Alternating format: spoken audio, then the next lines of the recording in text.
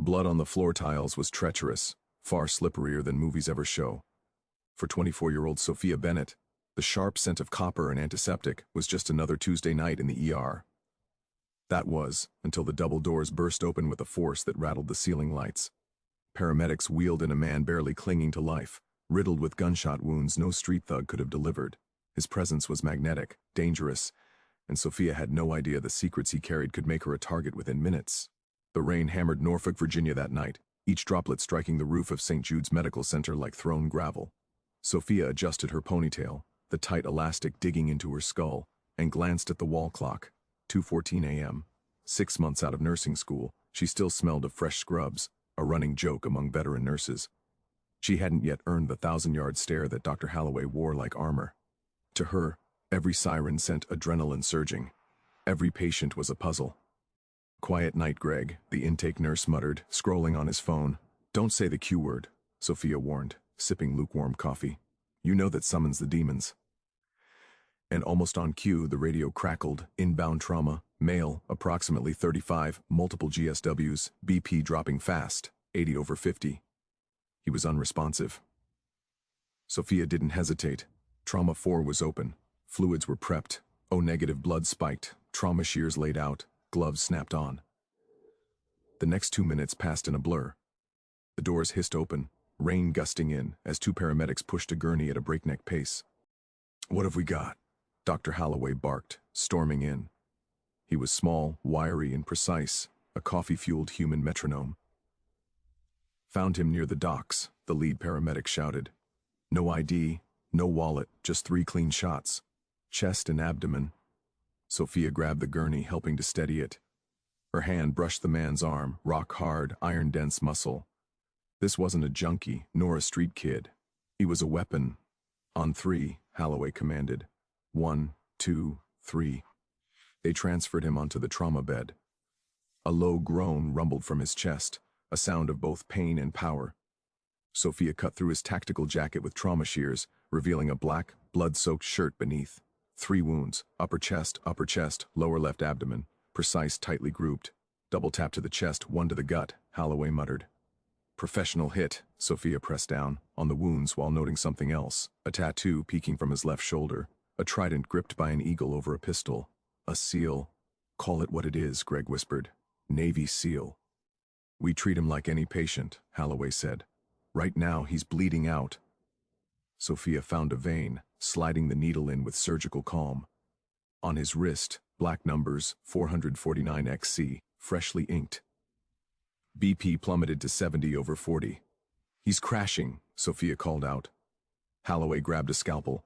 "No time for upstairs. Thoracotomy, now." Sophia suction. The next hour was a battle of life against death, a symphony of blood, steel, and grit. Cauterized flesh stung the air. Sophia handed instruments with lightning reflexes, suctioning, monitoring, praying. "Got one," Holloway exclaimed, dropping a bullet into the metal tray. And 2. The third, deeper near the spleen, took longer. The monitor screamed as his heart faltered. "Stay with us," Sophia whispered, gripping his hand.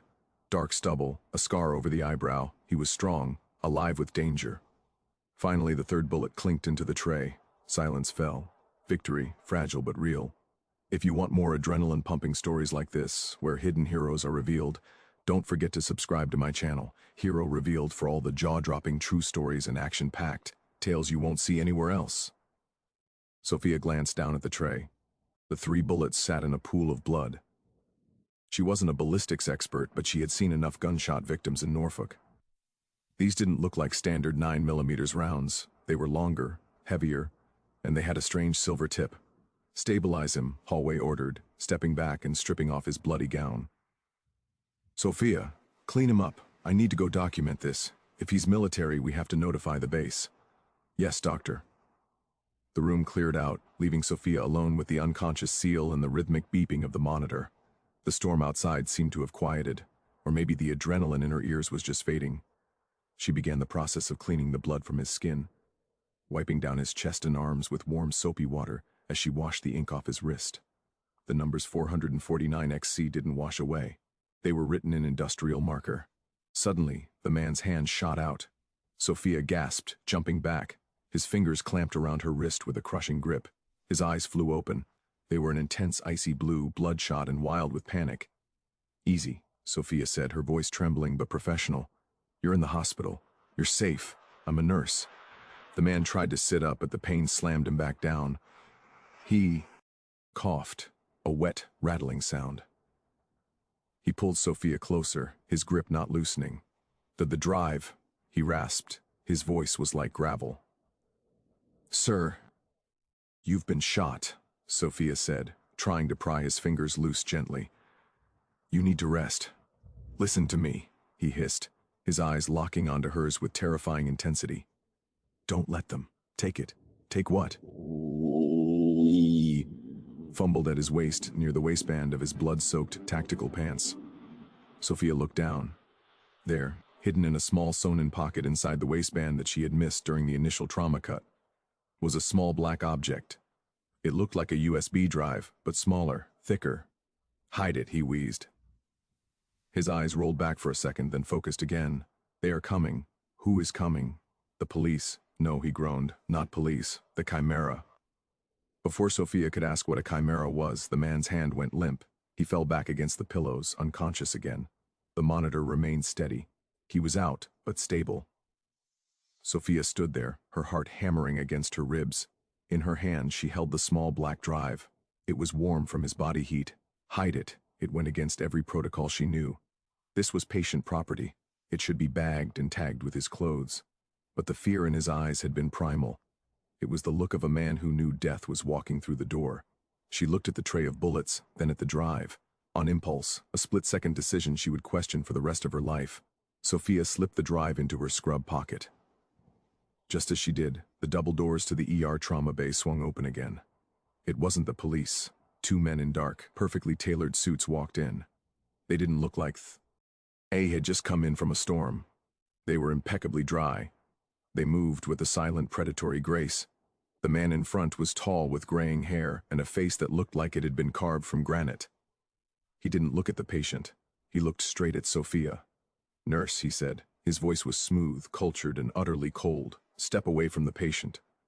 Sophia froze. The instinct to protect her patient flared up, overriding her fear. She moved slightly, placing herself between the unconscious SEAL and the strangers. "This is a restricted area," Sophia said, channeling her best head nurse voice, though she was far from it. "You can't be in here. Who are you?" The lead man stopped 3 feet from her.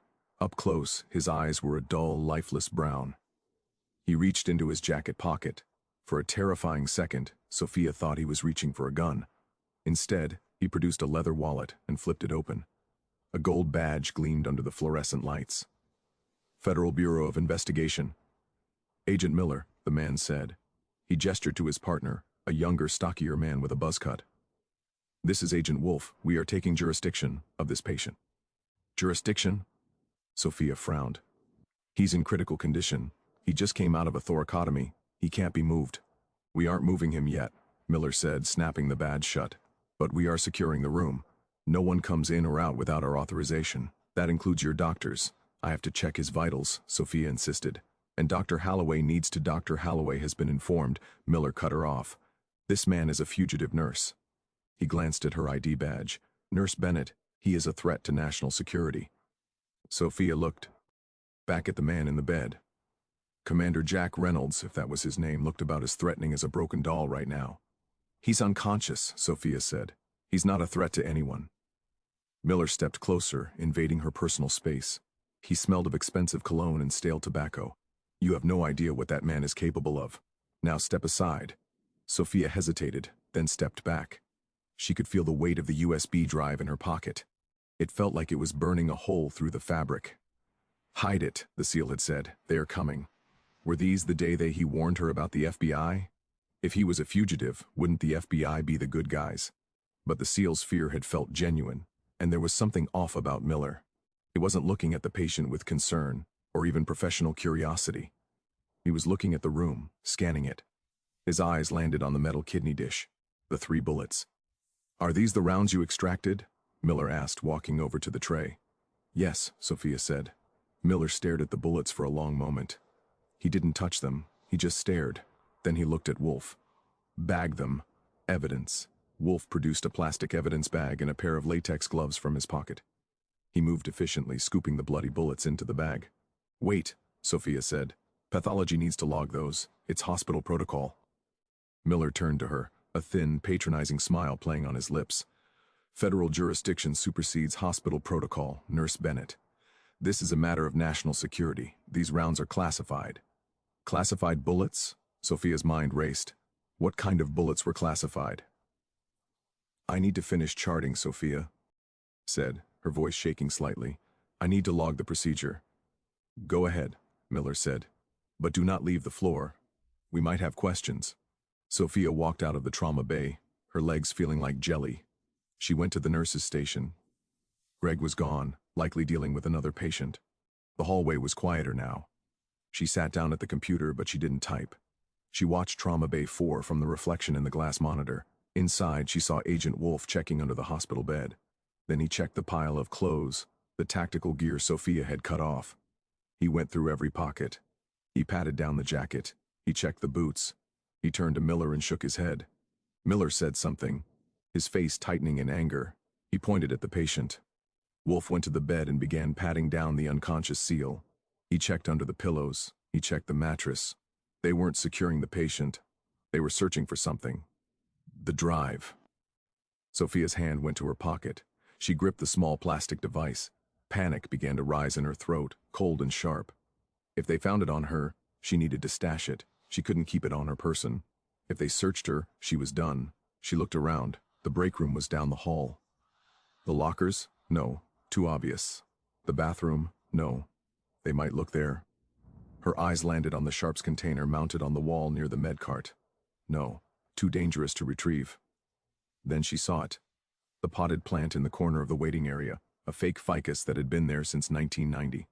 The soil was covered in dusty decorative moss. Sophia stood up, grabbing a clipboard to look busy. She walked towards the waiting R.A., trying to keep her pace casual. She passed the open door of the trauma bay. Miller was watching her. She could feel his eyes on her back. Nurse Bennett, Miller called out. Sophia froze. She turned slowly. Yes, Agent. Miller was standing in the doorway. He had taken off his jacket, revealing a shoulder holster. A moment, please. He beckoned her back. Sophia swallowed hard. She walked back toward him, her heart thumping so loud she was sure he could hear it. Yes. When you prepped the patient, Miller said, his voice dropping to a conversational volume that was somehow more terrifying than a shout. Did he say anything to you? He was unconscious, Sophia lied. It came out easier than she expected before he went under, or perhaps when he first arrived. Did he regain consciousness at all? Sophia thought of the blue eyes, the desperate grip on her wrist. Hide it. No, Sophia said. He's been out cold since he arrived. GCS of 3. Miller stared at her.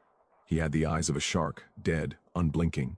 He was studying her face, looking for a micro-expression, a tic, a sign of deception. That's strange, Miller said softly. Because the paramedics said he was semi-conscious in the ambulance, mumbling. He must have crashed before he got through the doors, Sophia said, keeping her face neutral. We had to intubate almost immediately. Miller held her gaze for another 5 seconds. It felt like 5 years. Finally, he nodded. Very well. If he wakes up, you call me immediately. Do not speak to him. Do not let anyone else speak to him. Is that clear, Crystal? Sophia said. Good. Miller turned back to the room. Sophia turned and walked away. She needed to get to the bathroom. She needed to vomit. Tea. She rounded the corner out of sight of Trauma Bay 4. She ducked into the staff restroom and locked the door. She leaned against the sink, breathing heavily. She splashed cold water on her face. She looked at herself in the mirror. What have you gotten yourself into, Sophia? She reached into her pocket and pulled out the drive. It was a matte black USB, but there was a symbol etched onto the casing. A tiny silver shamra, a lion with a goat's head, and a snake for a tail. She couldn't keep this. She had to give it to someone. But who? Holloway? The police? If Miller was FBI, he was the police. Suddenly, a heavy pounding on the restroom door made her jump. Nurse Bennett. It was Miller's voice. Open up. Sophia's heart stopped. Had he seen her? Did he know? Just a second, she called out, her voice cracking. She looked around frantically. There was nowhere to hide it. The toilet? No, It might float or clog the trash. First place they'd look. She looked up. The drop ceiling, one of the tiles was slightly askew. She scrambled up onto the toilet seat. She was tall enough to reach. She pushed the tile up. It was dark and dusty up there. She shoved the drive as far back as she could reach onto the metal tracking and slid the tile back into place. She jumped down, flushed the toilet for sound effect, and smoothed her scrubs. She unlocked the door. Miller was standing there, filling the frame. He looked past her into the small bathroom. "You took a while," he said.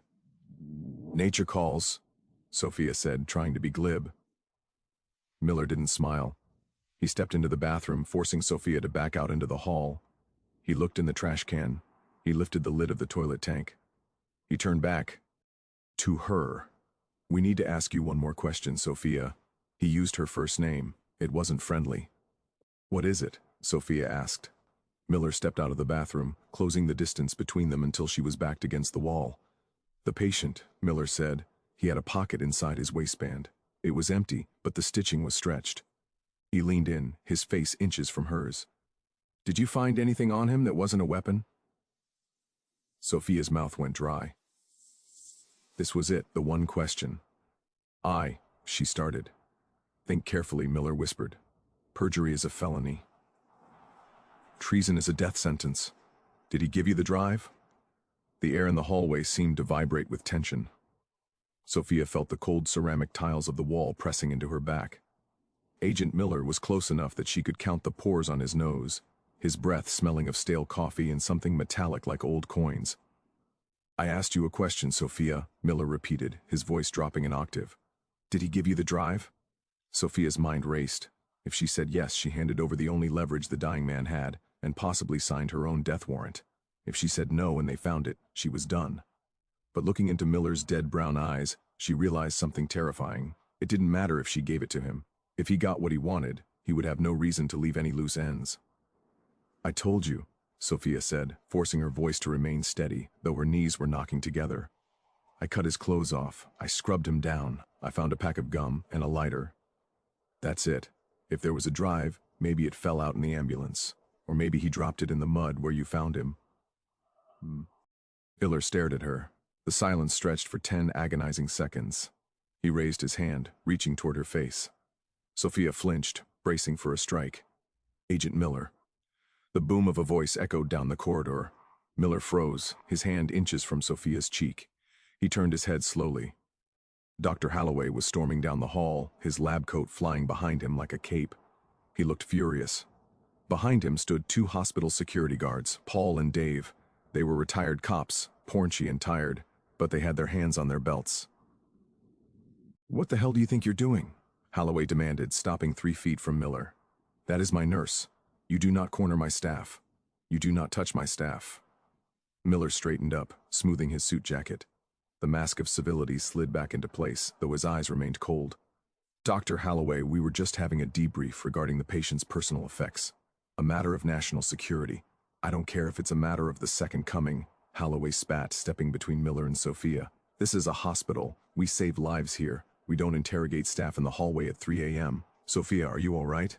Sophia nodded, exhaling a breath she didn't know she was holding. "I'm fine, doctor. Go back to the nurse's station," Holloway ordered, not taking his eyes off Miller. "Check the crash card."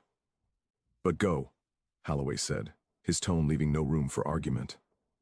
Sophia squeezed past Miller, careful not to brush against him. As she walked away, she heard Holloway's voice drop to a lethal whisper. "Let me be clear, Agent. I've called the hospital administrator, and I've called the Norfolk PD liaison. If you disrupt my ER again, I will have you escorted out." "Federal badge or not," Miller chuckled, a dry, humorless sound. "You have no idea what's happening here, Doctor. But for your sake, I'll respect your territory." For now, Sophia reached the nurse's station and collapsed into the chair. Her hands were shaking so badly she couldn't type. She looked at the reflection in the monitor. Miller and Wolf were retreating back toward the waiting room, establishing a perimeter. They weren't leaving, they were just regrouping. She looked at the ceiling tiles above the bathroom down the hall. The drive, it was still there. Beep, beep, beep. The monitor in Trauma Bay 4 quickened. Sophia jumped up, the seal. She hurried into the room. The curtain was drawn, shielding the bed from the hallway. Jack Reynolds was awake. He wasn't moving much. The anesthesia and blood loss had seen to that. but his eyes were open. They were scanning the room, darting from the door to the window to the vent in the ceiling. When Sophia entered, his gaze locked onto her like a laser designator. "You," he rasped. His voice was barely a whisper. Sophia moved to his side, checking the foredrip. "You need to stay still. You've lost a lot of blood. I'm Sophia. I'm your nurse." "The suits," Reynolds whispered, ignoring her advice. "Are they outside?" "Two of them," Sophia whispered back, leaning in close so her voice wouldn't carry. "Agent Miller and Agent Wolf. They said they're FBI." Reynolds let out a sharp, bitter laugh that turned into a cough. He winced, clutching his bandaged side. "FBI, right?" "They showed me badges," Sophia said. "You can buy a badge on the internet," Reynolds gritted out. "Listen to me. They aren't bureau. They're private contractors. Bull. AC budget. They work for a company called Chimera Solutions." Chimera. Sophia remembered the word he'd said before passing out. "What do they want?" "Me? Dead," Reynolds said. "And the drive?" "Did you?" "It's safe," Sophia said quickly. "I hid it. They didn't find it." Reynolds closed his eyes for a second, relief washing over his battered face. "Good girl. Smart." He opened his eyes again. "You need to get out of here. Once they realize I'm awake, or once they realize you don't have the drive, they'll scrub the site." "Scrub the site?" Sophia asked, a cold dread pooling in her stomach. "You mean no witnesses?" Reynolds said that drive contains proof that Chimera has been selling classified distinct naval intelligence to foreign buyers. If that gets out, half the Pentagon goes to jail. The other half gets executed. Sophia stared at him. This was insane. She was a nurse from Virginia who liked hiking and baking sourdough bread. She wasn't a spy. She wasn't Jason Bourne. "I can call the police," Sophia said. "They own the police," Reynolds said. "Or at least the ones who matter. Miller will have this whole floor locked down in 10 minutes. Comms jamming. No cell signal. No landlines." Sophia instinctively reached for her pocket to check her phone. She pulled it out. No service. "Oh my God," she whispered. "It started," Reynolds said. He tried to sit up, sweat beading on his forehead. "Is there a back way out? A service elevator? A laundry chute?" "There's a freight elevator in the back corridor," Sophia said. "But you can't walk. You have 3 bullet wounds and you're fresh out of surgery." "I'll walk or I'll die," Reynolds said. "And so will you." Suddenly the lights in the ER flickered. Once. Twice. Then the main overheads died, plunging the room into semi-darkness. Only the red emergency lights and the glowing monitors remained. "Power cut," Reynolds whispered. "They're coming in to finish the job." Sophia felt a surge of panic. But then something else took over anger. This was her. These were her patients. "Dr. Holloway is out there," Sophia said. "And the security guards. 2 fat renter cops and a doctor against a kill team." Reynolds shook his head. "We need a weapon." Sophia looked around. Scalpels, scissors, nothing that could stop a man with a gun. "I don't have a gun," Sophia said. "Improvise," Reynolds growled. Sophia looked at the oxygen tank, then at the defibrillator. "Okay," she said, her voice trembling but determined. "I have an idea, but I need to get you into a wheelchair." She unlocked the wheels of the bed. "This is going to hurt." "I've had worse," Reynolds lied. As she helped him sit up, the double doors of the ER slammed open. Not the main doors, the side doors leading from the ambulance bay. Silenced gunshots. Thip. Flip. Sophia froze. She heard a body hit the floor. "Move," Reynolds hissed. Sophia grabbed a wheelchair from the corner, kicking the footrests down. She hooked her arms under Reynolds' armpits. He was heavy, dead weight, but adrenaline gave her strength she didn't know she possessed. She hauled him off the bed. He stifled a scream as his feet hit the floor, his face going gray. "Into the chair," she commanded. He collapsed into it, clutching his abdomen. "Go back hallway." Sophia grabbed the handles and pushed. She didn't head for the main corridor where Holloway and the guards were. She knew with sickening certainty that the thud she had heard was Paul or Dave hit. Ting the linoleum. She steered the wheelchair towards the supply closet at the rear of the trauma bay. It connected to the sterile supply corridor, a narrow passage used to restock bandages and saline. As she pushed through the swinging door, the ER behind them descended into chaos. She heard shouting.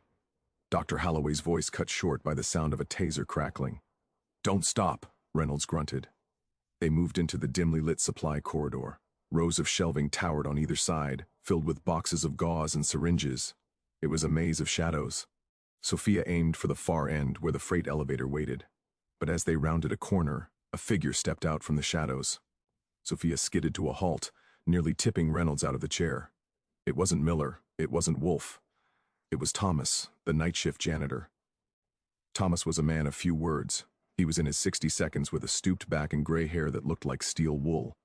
He spent his nights buffing the floors to a mirror shine, listening to classic rock on an old MP3 player. Thomas held a mop bucket in one hand. In the other, he held a Glock 19. Sophia gasped. Thomas. Thomas looked at Sophia, then at the bleeding man in the wheelchair. He didn't look surprised. He looked resigned. Miss Bennett, Thomas said, his voice growly but steady. I reckon you picked a bad night to work overtime. Thomas, why do you have a gun? Sophia stammered. Took it off the guy by the vending machines, Thomas said casually, jerking a thumb behind him. Young fell. Buzz cut. Didn't see me coming.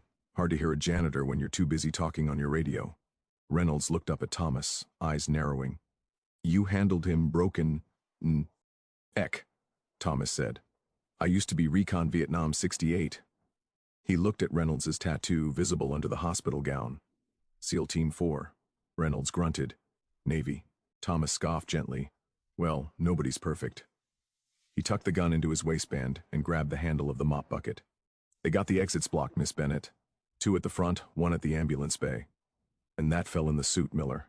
He's at the nurse's station, hacking the computer system. They're looking for the drive? Sophia said. The one in the bathroom ceiling? Thomas asked. Sophia's jaw dropped. How did you? I cleaned the bathrooms, Miss Bennett, Thomas said with a faint smile. I see everything. Dust tile was crooked. I fixed it. Put the drive in my pocket. He reached into his gray coveralls and pulled out the black USB drive. Figured it was important if you were climbing on toilets to hide it. Give it to me, Reynolds said, reaching out. Thomas shook his head. No offense, son, but you look like you're about to pass out. Miss Bennett here is the only one with working legs. He handed the drive to Sophia. Keep it. We need to get to the roof, Reynolds said.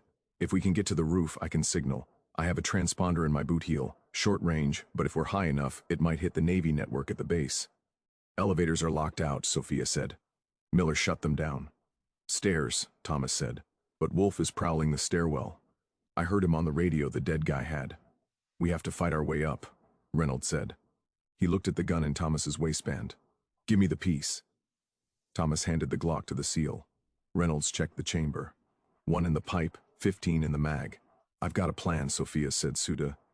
She looked at the shelves around them. Thomas, do we have any ammonia in the cleaning closet? Gallons, Thomas said, and we have bleach here in the supply room, Sophia said. Her chemistry training came flooding back. Chlorine gas to Reynolds looked at her impressed. Mustard gas nasty. It'll clear the hallway, Sophia said. Create a distraction. Let's cook, Thomas said. 5 minutes later, the sterile supply corridor was quiet. Sophia pushed Reynolds toward the heavy fire door that led to the central stairwell. Thomas stood by the door holding 2 plastic buckets. He had mixed the chemicals in separate containers, ready to combine them. Ready, Sophia whispered. Open it, Reynolds said, raising the gun. Thomas shoved the door open. The stairwell was concrete and cold. Footsteps echoed from above, heavy boots descending rapidly. Target coming down, Reynolds shouted. Agent Wolf appeared on the landing above, a suppressed submachine gun in his hands. He saw them and raised the weapon. Reynolds fired. Bang! Bang! The shots were deafening in the confined space. Reynolds' aim was true despite his injuries. 1 bullet sparked off the railing, the other caught Wolf in the shoulder. The agent grunted and spun back behind the concrete wall. Now, Thomas! Sophia screamed. Thomas hurled the contents of 1 bucket into the other, then kicked the entire mixture down the stairs towards the landing. A thick white cloud of gas erupted instantly, hissing like a snake. Masks! Sophia yelled, pulling her scrub shirt up over her nose and mouth. The gas rose rapidly. From the landing above, they heard Wolf coughing, violent, retching coughs. The gas was searing his lungs, blinding him. Go! Go, go! Reynolds roared. Sophia pushed the wheelchair into the stairwell, bypassing the gas cloud by staying low, and started hauling the chair up the stairs. No, that wouldn't work. I have to walk, Reynolds said, gritting his teeth. He pulled himself out of the chair, using the railing for support. Blood bloomed fresh on his bandages. Lean on me, Thomas said, grabbing the SEAL's good arm.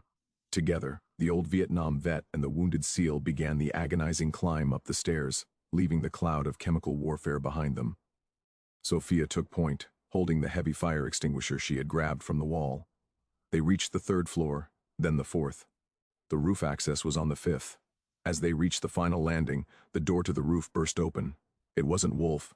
He was incapacitated in the gas below. It was Miller. He stood in the doorway, framed by the rain and the night sky. He held a pistol leveled at Sophia's chest. He didn't look perfectly tailored anymore. His tie was loose and he looked annoyed. "End of the line," Miller said. "Nurse Bennett, give me the drive or the old man dies first." He shifted his aim to Thomas. Sophia froze. She was 5 steps below him. Reynolds was slumped against the wall, gasping for air, the gun in his hand hanging limp.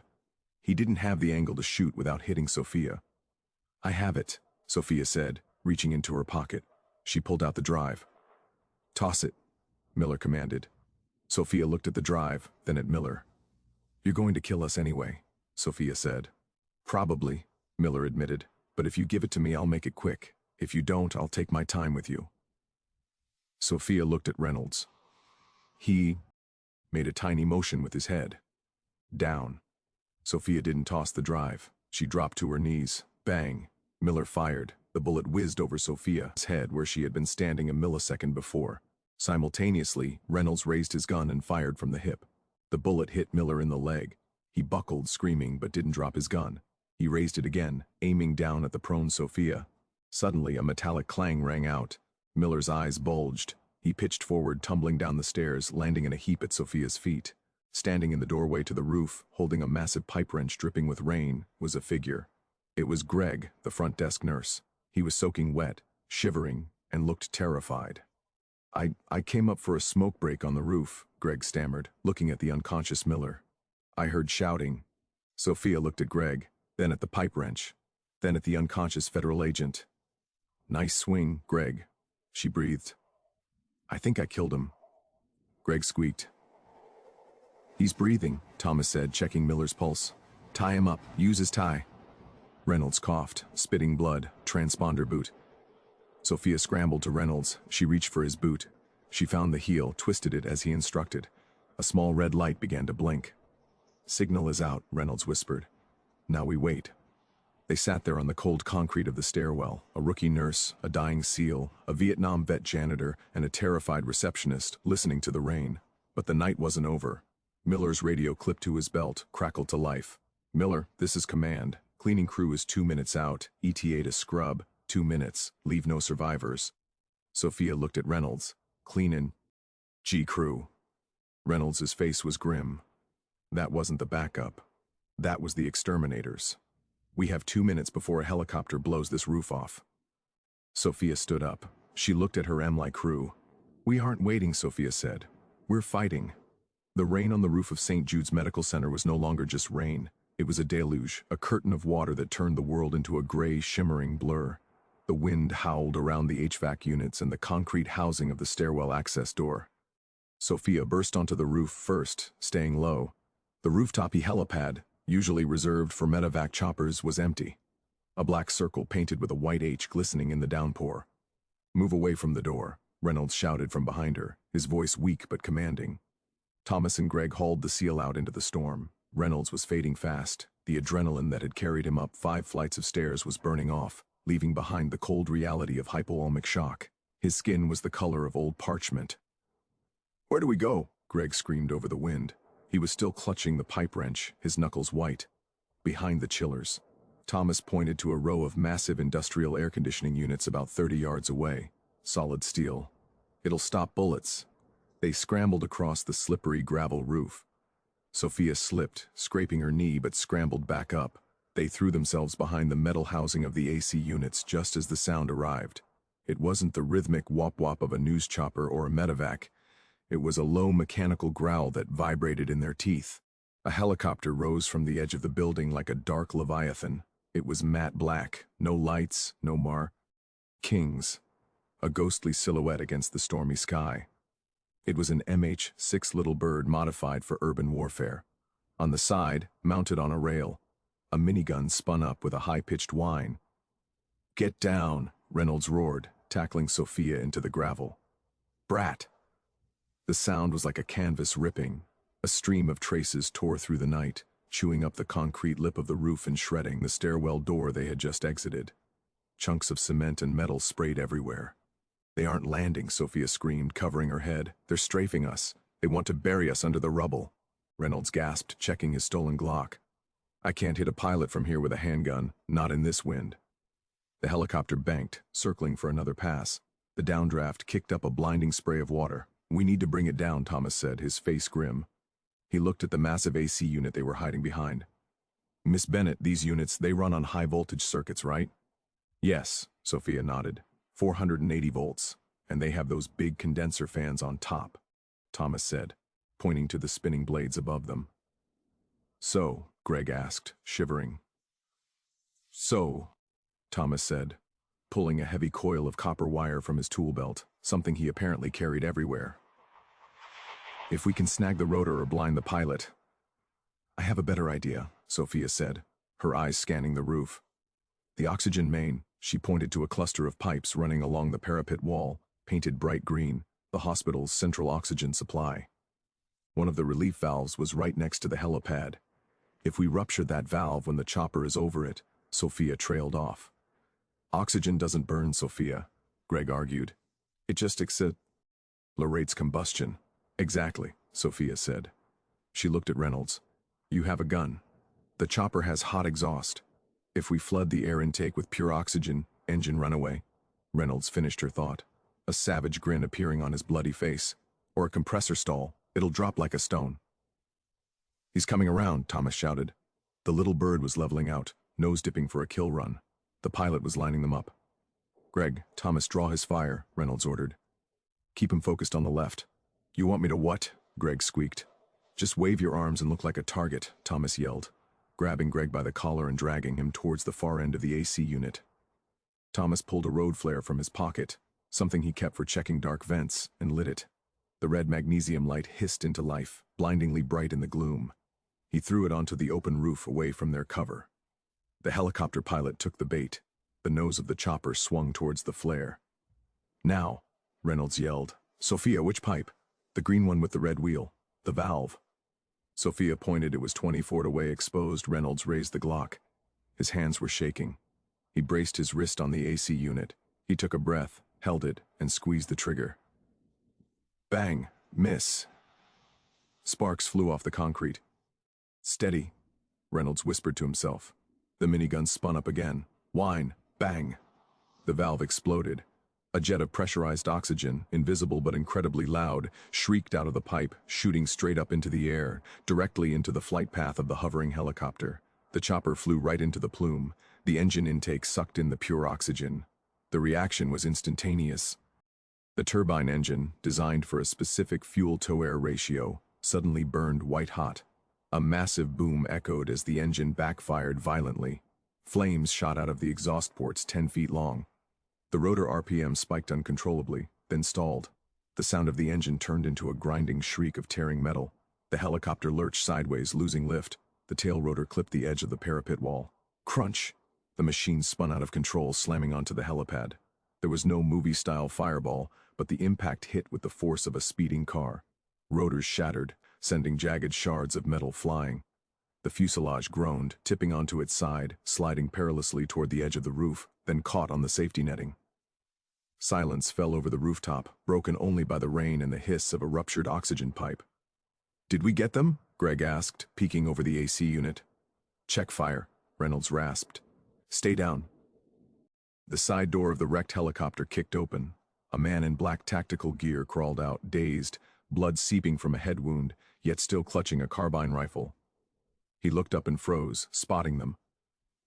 Sophia's heart leapt. "Run!" The man leveled his weapon. Then, a red dot appeared on his chest, another on his head, and soon a dozen more danced across his vest. A voice boomed through the storm, amplified over a loudspeaker. "United States Navy, drop the weapon, drop it now!" Sophia's gaze shot upward. Two massive MH-60 Seahawks sliced through the clouds, floodlights cutting through the storm like angels of vengeance.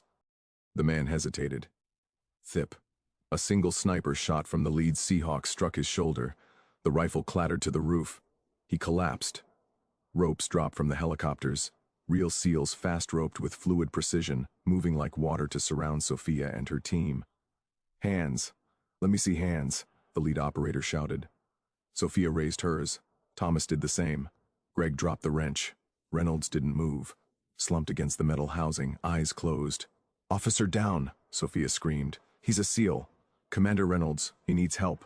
The lead operator approached, scanning Reynolds' face, then the tattoo on his shoulder. "Command, this is Bravo 1. Package secured. Critical. We need a medic, now." Sophia sobbed, adrenaline finally crashing. "I'm the nurse. I kept him alive." The operator nodded.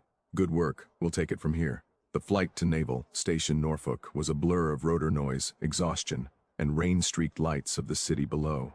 Sophia, Thomas, and Greg huddled together, wrapped in wool blankets, not arrested but certainly under strict custody. Inside a windowless, soundproof briefing room, two figures awaited, a sharp-eyed woman in a suit, NCIS Agent Baxter, and a man in a pristine white uniform radiating authority, Vice Admiral Harrison. "Commander Reynolds is in surgery at Portsmouth Naval," Harrison stated immediately. "He's critical, but the surgeons say he's too stubborn to die. He'll make it." Sophia exhaled, relief washing over her. "Agent Miller is in custody," Baxter added. "Chimera Solutions is spinning a story, claiming Reynolds went rogue to sell classified data. They're the patriots in this narrative." Harrison leaned forward. "Without the drive, Miss Bennett, it's his word against a multi-billion-dollar defense contractor. We need the evidence." Sophia hesitated. Glancing at Thomas, he gave a subtle nod. She pulled the small black USB drive with the silver chimera etching from her pocket and placed it on the table. Baxter reached for it. Sophia slammed her hand down. "Wait," she said, voice trembling but firm. "Miller had a badge. Wolf had a badge. How do I know you're not with them? How do I know this doesn't end with them destroying it?" A tense silence followed. Even the Marine guards shifted uneasily. Harrison, however, smiled slowly, with respect. "You have good instincts, Miss Bennett," he said.